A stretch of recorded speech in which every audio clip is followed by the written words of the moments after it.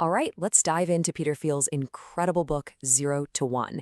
This thing is basically a masterclass in thinking differently. It completely flips the script on what you think it takes to build a business that actually changes things. And it all kicks off with one really provocative idea. Right out of the gate, Thiel hits you with this bombshell. Competition is for losers. I mean, come on, that goes against literally everything we're taught about capitalism and business, right? But stick with me, because this single idea is the key to unlocking everything else. So, okay, if competition is for losers, how do you win? Well, Thiel says you don't win by competing, you win by creating. It's all about making something brand new, not just doing a slightly better version of what someone else is already doing. To make this super clear, he breaks down progress into two different flavors. You've got horizontal progress, which he calls 1 to N. Think of that as just copying stuff that works. You take a smartphone and build another one. But then you have vertical progress. That's 0 to 1. And that's creating something that's never existed before. That's the real magic. And he gives these ideas some specific names that are really helpful. That horizontal 1 to N progress, he calls that globalization.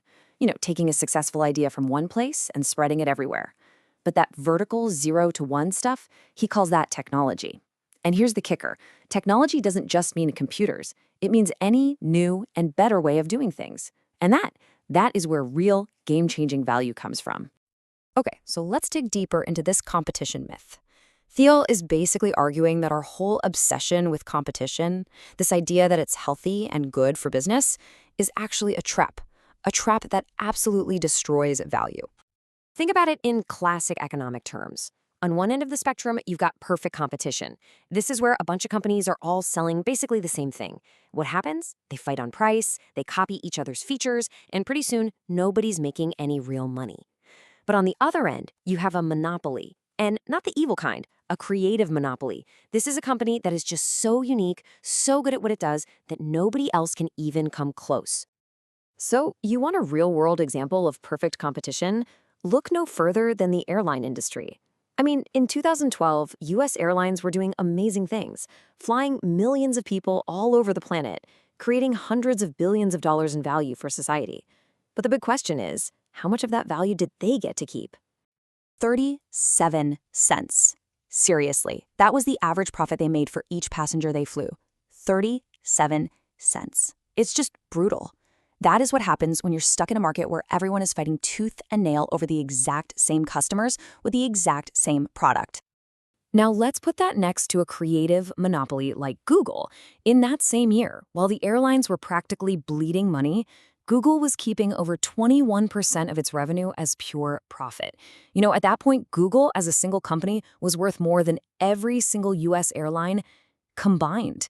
That's the insane power of owning your own market. So the real takeaway here is that competition is just a nightmare. Yeah, it kills profits, but it does something worse. It makes you obsessed with your rivals instead of your customers. It forces you to think short-term just to survive, and it basically makes any kind of bold, long-term planning impossible. It's a race to the bottom. So if competition is the disease, what's the cure? Well, for Thiel, the answer is crystal clear. You have to aim to build a creative monopoly, a business that creates a whole new category for itself, one that's so good that it effectively has no competition at all. So how on earth do you build one of these things? Well, Thiel lays out a kind of blueprint. He says durable monopolies tend to have 4 things in common.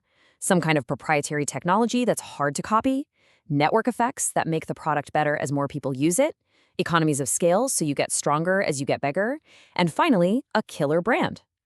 And when it comes to that proprietary technology, he has a really simple rule of thumb. Your product can't just be a little bit better. It needs to be 10 times better than the next best thing. We're talking a full order of magnitude improvement. It has to be so obviously superior that people don't even have to think about switching. It's just a no-brainer. But look, having the right business model isn't the whole story. Thiel argues that you also have to have the right mindset. And it really all comes down to how you answer this one simple question. Do you actually believe you can shape your future? Or do you think it's all just up to luck and chance? See, he argues that most of our society today operates on what he calls indefinite optimism. That's this sort of vague feeling that things will probably get better, but we don't have a concrete plan for how. It's kind of like a student who wants an A but never actually studies.